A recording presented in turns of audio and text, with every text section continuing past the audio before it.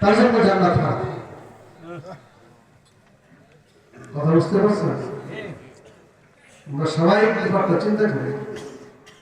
কোরআন হাদিস শোনার জন্য আমরা আসছি 10 দিন যাবত প্রতি বছর এখানে হয়। একদম ডাইরেক্ট বলছেন যে ব্যক্তির ঘরে খাবাস অপরাধ অশ্লীলতা চলে ওই ব্যক্তিকে বলা হয় দায়ুস, তার জন্য জান্নাত হারাম। ভাইরা আমাদের, আমি সবাইকে বলবো, অর্থাৎ ঘরের মধ্যে পর্দা থাকতে হবে। ঠিক না ঠিক? নারী পুরুষ আজকে তো অনেক ঘরের মধ্যে মেহমান আসলে জায়গা না মেহমান মহিলা যায় তার সাথে হ্যান্ডশেক করে। এগুলি গ্রাম দেশে নাই, অনেক জায়গাতেই আছে। সাবধান, মহিলাদেরকে পর্দা মানতে হবে। মা বোনেরা আছেন, আমার কথা শুনতেছেন, দিন দুনিয়াটা অতি অল্প দিনের। আমরা কোন দিন মরে যাই আর আগামী বছর পর্যন্ত বাঁচবো। এই যে মরহুম আবু সালেক সাহেব সাবেক সভাপতি গত বছর ছিলেন, এবছর কোথায় আছেন?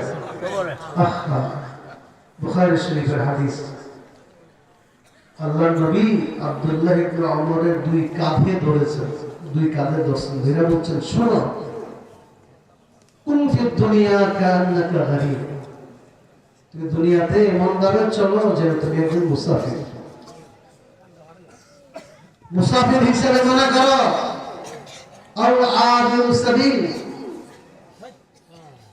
অথবা তুমি একজন পথিক, রাস্তা দিয়ে হেঁটে যাচ্ছ, এই সামনে করো।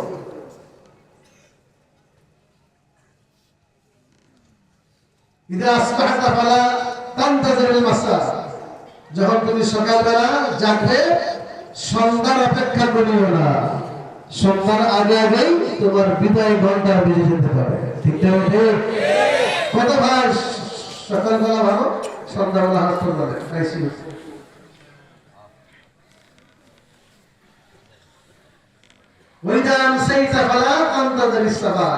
সকালবেলা যখন তুমি সন্ধ্যা হবে তখন সকাল বেলার অপেক্ষা করিও না, এর আগেও যা আমল করার করে নাও, এর আগে মৃত্যু হতে পারে। পারে কি পারে না? আল্লাহ তাআলা আপনাদের হায়াত বাড়ায় দেন, কিন্তু নিঃশ্বাসের কোনো বিশ্বাস অল্প দিনের জন্য। এত মারামারি কাটাকাটি, কারে কে পড়ে, কার বিরোধ করবে, কার মুখে হিংসা করবে। ভাইরা আমার, অল্প দিনের জীবনের মধ্যে আমরা কদিন থাকি। হযরত নূহ আলাইহিস সালাম নবীদের মধ্যে সবচেয়ে বেশি হায়াত পেয়েছেন। 1200 বা 1250 বছর হায়াত পেয়েছেন হযরত নূহ আলাইহিস সালাম। 950 বছর পর্যন্ত তো উম্মতকে দাওয়াত দিয়েছেন। কোরআনে আল্লাহ বলছেন 950, নবুয়তের আগে 40 বছর, 90, এবং দাওয়াত এর পরে, তুফানের পরে আবার কতদিন বেঁচে ছিলেন? কেউ বলছেন 60 বছর, কেউ বলছেন আরো বেশি। 60 বছর হলে 1050 বছর, আর কেউ বলছেন 1200 1250 বছর হায়াত পেয়েছেন। মৃত্যুর পরে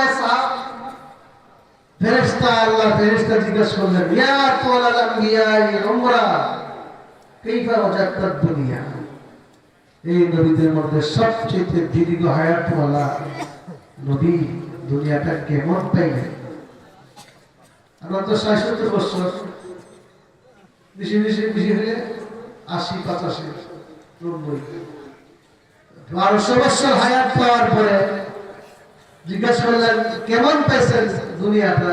পাইছি বাইতে, একটা ঘরের মতো, লাহুল বাবা, দুইটা দরজা, দুই পাশে দিয়ে দুইটা দরজা, দাখালতু মিন আহাদিহিমা ওয়া খারাজতু মিনাল আখর, এক দরজা দিয়ে ঢুকে আরেক দরজা দিয়ে বের হয়ে চলে আসছি। কথা বুঝেন নাই? মানে কতক্ষণ সময় এই দরজা দিয়ে ঢুকে আর এক দরজা দিয়ে বের হতে কত ঘন্টা সময় লাগে? অল্প সময়, কয়েক মিনিট, ঠিক কয়েক মিনিট মতো। 1200 বছর কয়েক মিনিট। কান্নাহুম ইয়াওমা ইয়ারাউনাহা লাম ইয়ালবাসু ইল্লা আশিয়াতান আও, কিছুক্ষণ সময় মনে হবে ছিলাম দুনিয়াতে। এই কিছুক্ষণ সময়ের জন্য এত কিছু হারাম পয়সা, সুদ, ঘুষ, মদ, জুয়া।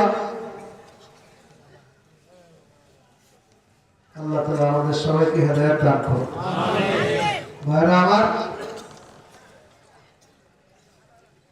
একটা কাজ, আমরা কোন মুসলমান আরেক মুসলমানের পিছিয়ে পড়বো না, পারবে? হ্যাঁ, কঠিন। আল্লাহ কাছে গুনাহ করলে আল্লাহ ওয়াদা করছেন আমার কাছে মাফ চাওয়ার সাথে সাথে জীবনের গুনাহ মাফ করে দেবেন। কিন্তু বান্দার কাছে অন্যায় করলে, বান্দার হক নষ্ট করলে, বান্দাকে কষ্ট দিলে এটা আল্লাহ মাফ করবেন না, তবে বললে মাফ করবেন না। যে ব্যক্তির গীবত করবে তার থেকে মাফ মুক্তি আনতে হবে। গীবত মানে একজনের পিছনে নিন্দা করা, তার দুষ্গুণ চর্চা করা, বলাবলি করা। এটা হলো, এটা মহিলা বলেন পুরুষ বলেন, আছে প্রতিদিন গীবত চলে। এই বলা না, এ কি মানুষ, এটা একটা শয়তান, একটা বাটপার, পিছনে কি সমস্ত মন্দচারী বলা। মহিলারা তো কি আরেক মহিলা মধ্যে করে কেলে কেলে বেরি, এত কালো, এত মিথ্যা, দেখেন হযরত আয়েশা রাদিয়াল্লাহু আনহা আল্লাহর নবীর বিবি,